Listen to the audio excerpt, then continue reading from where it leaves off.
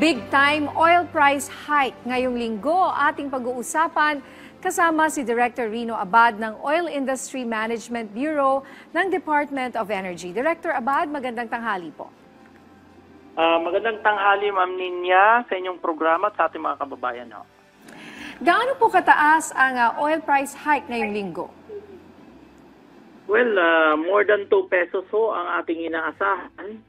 Ayaw ho namin magbanggit ng specific figure.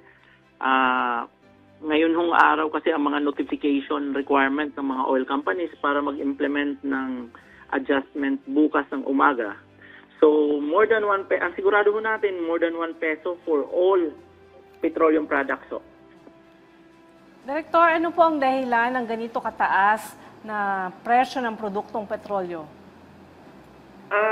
Ma'am Ninya, unang perspective natin, ano yung nagda-drive ng itong recent 2 weeks, I think, na sunod-sunod na increases, ay dahil dun sa nangyari, nagsimula ho ito nung nagkaroon ng Iran attack against Israel. So ito'y dala ho nung pangamba, sentiment nung market towards larger, yung mas malaking gulo dun sa Middle East.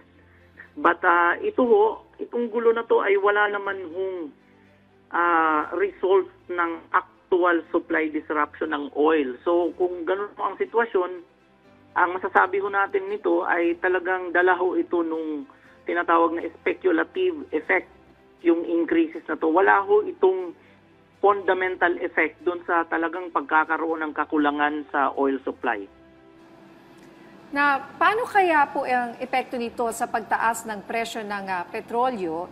Ito pong nangyaring Hurricane Milton dyan po sa Amerika. Well, ang una ho dyan, napaka-aga pa ho ang effect niyan para umepekto kaagad sa global market. Unang-una, yung area na yan, Florida, hindi naman ho yan oil-producing region. Hindi ho yan malakihan ng oil dyan sa area na yan. At pangalawa, kung meron mang hong effect yan, ay ang unang tatamaan ho, yung domestic at saka localized na impact doon sa infrastructure, hindi ho doon sa oil supply. So, yung mga gasoline station nila doon sa area na yon, yung kanilang mga depot. Pero ang effect ho niyan ay local supposed to be. So, hindi ho ito fundamental na naman doon sa pagkakaroon sana ng increase on the other parts of the world saka yung global market natin. So, hindi ho talaga ma-associate ang effect dyan sa US, Hurricane Milton, doon sa nangyayari ngayon. Ito ho talaga ay dala ng Middle East conflict na ang tingin ho talaga namin ay speculative in nature dahil wala ho namang nai-report na actual supply disruption. Sir, para maunawaan ng ating mga kababayan, ano yung mga factors na nakakaapekto sa final adjustments ng mga presyo ng produktong petrolyo matapos ang trading?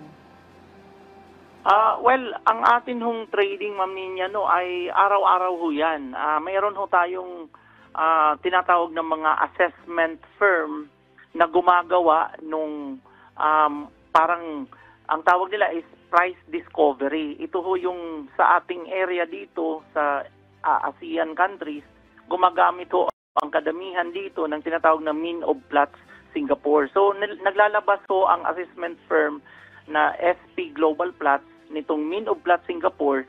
Doon ho natin nakikita kung ano yung prevailing na mga prices per barrel ng petroleum products, gasolina, diesel, kerosene.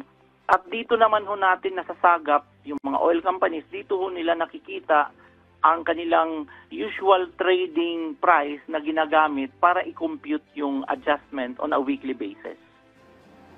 At dahil po sa mga kasalukuyang geopolitical at environmental factors, pati speculation, ano po ang maaaring asahan ng ating mga kababayan sa presyo po ng produktong petrolyo sa mga susunod na linggo o buwan, lalo na po't nalalapit na ang holiday season? Well, fundamentally, mahina ho ang economic activity sa China, sa US. Meron na nga ho silang stimulus program dahil nga doon sa klarong analysis na humihina ho ang mga economic activity nitong dalawang pinakamalaking bansa na gumagamit ng fuel. Kaya fundamentally sana, maganda sana ang effect. Mayroon tayong tamang supply, medyo humihina ang demand. Maganda sana ang effect sa price.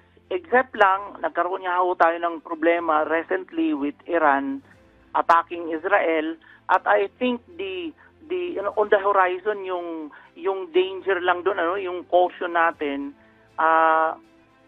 kung gumanti ho ang Israel, dadagdag na naman ho ito sa speculative effect dun sa magiging presyo ng petroleum products. But kung hindi ho mangyayari yun, mukhang tatamlay ho yung trading impact sa price nung speculation, kasi in the end malalaman ho ng market na wala ho naman talagang actual supply disruption na nangyayari, except na lang ho kung masundan yung Israel retaliation sa Iran, which would trigger na naman yung nangyayari ngayon na na-experience natin na may mga speculation na naman towards increasing the price.